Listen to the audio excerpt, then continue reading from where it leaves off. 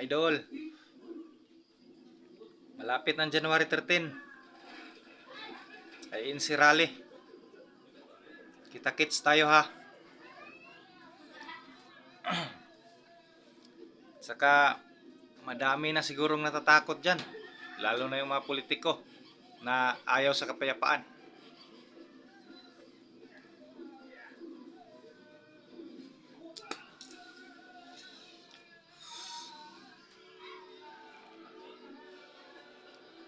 Kapayapaan ang rally na yan. At saka yung manggugulo dyan, huwag nyo nang subukan. Mapapahiya lang kayo. Lalo na yung ibang mga tao na nagpapanggap lang na mga INC sila.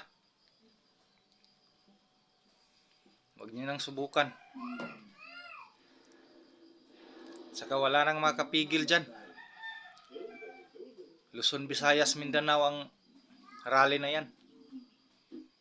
Para nga lang sa kapayapaan. Yan ang number 1 ng solusyon sa ating bansa.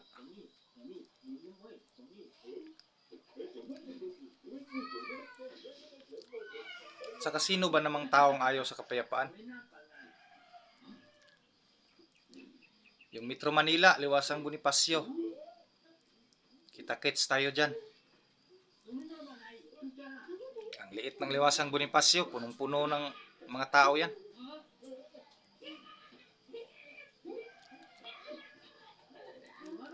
Saka gusto talaga nilang pigilan ang rally ng INC. Parang takot na takot sila. Sabi nila mas madami daw yung ibang relihiyon. Ang tanong, nagkakaisa ba sila? Hindi.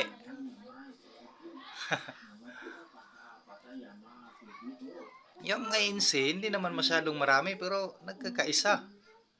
Pag sinabi ng leader na mag-rally tayo para sa kapayapaan, wala nang madaming salita. Sama na kaagad. Yung ibang relihiyon, kaya ba nilang kontrolin yung mga membro nila? Di ba hindi? Yan ang pagkakaiba ng INC at saka ibang relihiyon. Yung INC nagkakaisa. Hindi nagkabahagi.